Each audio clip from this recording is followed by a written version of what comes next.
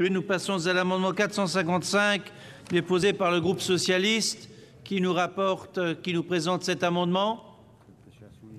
Monsieur Assouline, c'est à vous.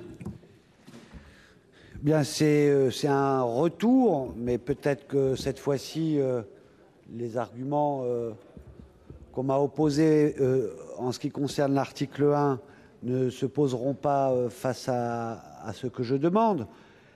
Il faut absolument qu'à un moment de cette Constitution rénovée apparaisse la question de la liberté, de l'indépendance et du pluralisme des médias. Je me souviens que quand j'ai posé ça au moment de l'article 1, on m'a dit ça part d'une bonne intention, mais c'est pas là que ça doit être. Et ce que vous posez doit se voir plutôt dans les grands principes qui dicteraient ou qui sortiraient des travaux de comité que préside Madame Veil.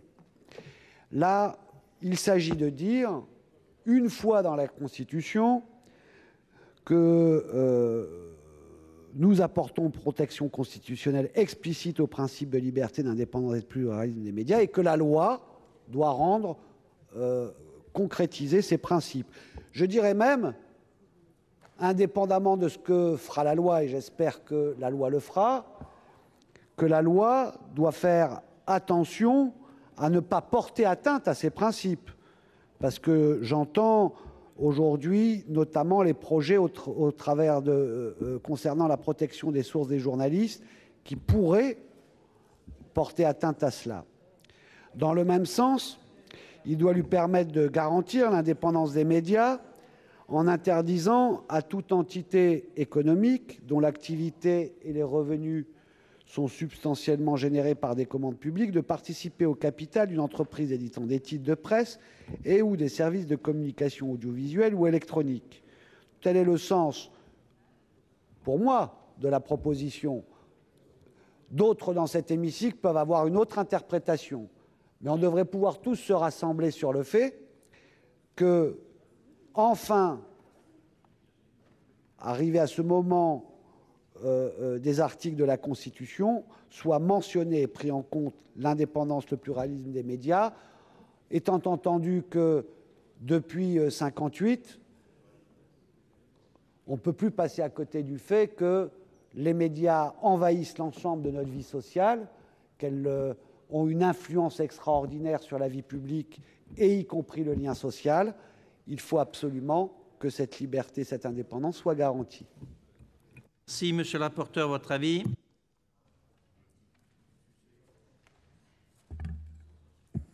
Oui, Monsieur le Président, il arrivera un moment où il va falloir qu'on révise entièrement l'article 34 parce qu'il y a beaucoup de choses qui ne sont pas, parce que les principes fondamentaux, ça va de soi que les principes fondamentaux de la liberté, du pluralisme et de l'indépendance sont du domaine de la loi. Alors, oui, c'est ce que vous dites, et la commission des lois a trouvé qu'effectivement, mais on en trouvera peut-être d'autres, pas le droit au logement, le droit du logement, pas le droit au logement. Mais là, ça nous paraît effectivement les principes fondamentaux relevés du domaine de la loi. C'est pourquoi la commission des lois a donné un avis favorable à cet amendement. Madame la ministre. Alors, le gouvernement comprend la philosophie de l'amendement, mais on considère qu'il n'est pas utile. Je rappelle que l'article 34 de la Constitution se borne à définir la répartition des compétences entre le législateur et le pouvoir réglementaire. À ce titre, la liberté, le pluralisme et l'indépendance des médias sont évidemment de nature législative, car il s'agit d'une liberté publique qui relève de l'article 34, mais il n'est pas besoin de le préciser, c'est-à-dire qu'on ne décline pas les champs. C'est d'ailleurs le premier alinéa de la liste fixée par l'article 34. La loi fixe les règles concernant les garanties fondamentales accordées aux citoyens pour l'exercice des libertés publiques. Donc si on mentionne la liberté de la communication audiovisuelle, il faudrait mentionner toutes les autres libertés. Donc en outre, l'amendement rappelle des principes qui sont déjà garantis au niveau constitutionnel, puisque la liberté de la communication audiovisuelle est directement liée à la liberté d'opinion, à la liberté de communication, des pensées et des opinions affirmées par les articles 10 et 11 de la Déclaration des droits de l'homme. Donc elle a été reconnue comme ayant une valeur constitutionnelle par le Conseil constitutionnel, notamment dans des décisions de 82 86 et 89. De même, le Conseil constitutionnel a reconnu en 84 la valeur constitutionnelle de la liberté de la presse et son rôle nécessaire dans la démocratie. Il a également érigé en objectif constitutionnel le caractère pluraliste des courants d'expression socio-culturelle. C'est pour cela que nous sommes défavorables à cet amendement. Explication de vote, Monsieur Charras. Oui, Monsieur le Président, l'idée est intéressante, mais je trouve plutôt inquiétant la manière dont est rédigé l'amendement. Je m'explique. Actuellement, tout ce qui touche aux libertés publiques est dans le domaine de la loi, et la loi fixe les règles. Fixe les règles. C'est le 2e ou 3e alinéa de l'article 34. Et dans les libertés publiques fondamentales, il y a ce qui est couvert par la libre communication de la pensée, article 10, article 11 de la Déclaration de 1789, qui précise que c'est l'un des droits les plus précieux de l'homme. Donc, pour le moment, le domaine de la loi, en ce qui concerne tout ce qui touche à la liberté de la presse au sens large, et le domaine de la loi s'applique à toute la matière. Et le domaine réglementaire est extrêmement restreint, comme on l'a vu d'ailleurs quand on avait créé les institutions genre le CNSA, la CNCL, CNCL, etc., et les décisions du Conseil constitutionnel qui ont été rappelées. Alors, chers amis, on nous propose maintenant de l'inscrire dans les principes fondamentaux, c'est-à-dire à la fin de l'article 34. Alors, moi, je trouve que c'est un peu imprudent, parce qu'on est en train de faire du déclassement partiel d'une matière qui, pour l'instant, émarge au domaine complet de la loi, puisque la loi fixe toutes les règles.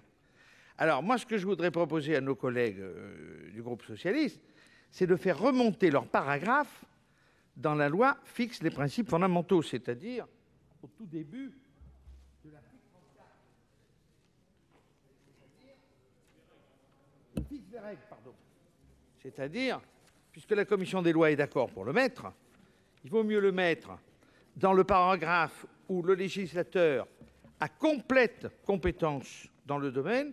Donc ça veut dire que au 3e alinéa de l'article 34, il dit la loi fixe les règles concernant les droits civiques et les garanties fondamentales accordées aux citoyens pour l'exercice des libertés publiques.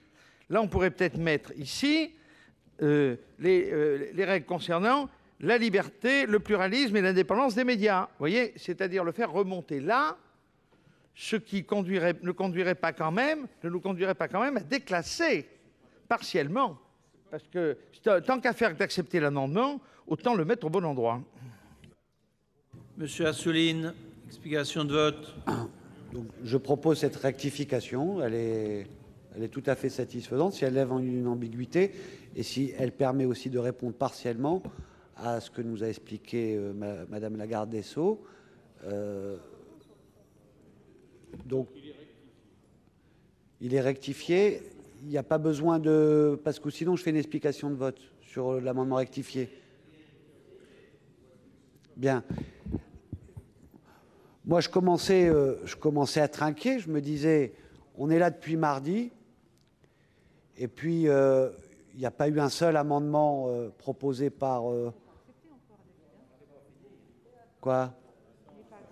C'est ce que je suis en train de dire, là. Laissez-moi faire mes effets. Non, j'étais très inquiet, je répète. Je me disais, on est là depuis mardi. Et puis, il n'y avait pas un seul amendement socialiste qui avait été retenu. Et je me suis dit, tiens, ça va être la fête ce samedi matin, puisqu'on est déjà samedi matin. La commission des lois, dans sa sagesse, dit oui à cet amendement qui paraît évident. C'est le pluralisme des médias, vous êtes pour l'indépendance, le pluralisme, même si on voit bien que dans la réalité quotidienne, elle est gravement mise en danger tous les jours. Et je l'ai décliné dans mes interventions sur l'article 1er. Mais on pouvait se dire que sur le grand principe, et on verrait avoir des discussions plus approfondies au moment où vous allez venir avec la loi qui est garantie plus concrètement, puisqu'il s'agit de la loi, cette indépendance. Et puis voilà que le gouvernement, qui veut vraiment être dans une grande discussion avec l'opposition pour rénover la Constitution nous enlève ce petit plaisir possible, et je pense que c'est aussi un aveu. Donc je demande à l'Assemblée de suivre la commission des lois et son avis, parce qu'elle peut rectifier cette attitude de fermeture et permettre, y compris que dans les deux lectures, on continue avec un esprit constructif tous ensemble. Madame la présidente Borvo-Cohen-Seat.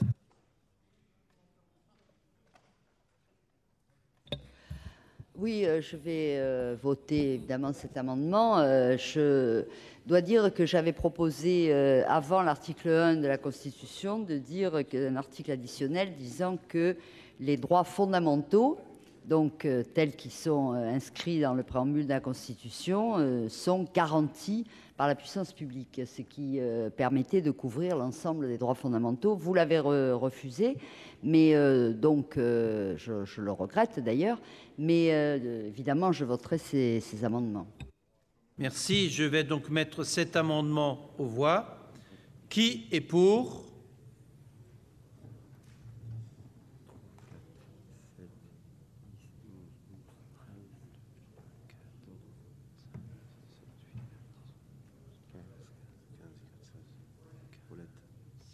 Et le rapporteur 17. Merci. Qui est contre?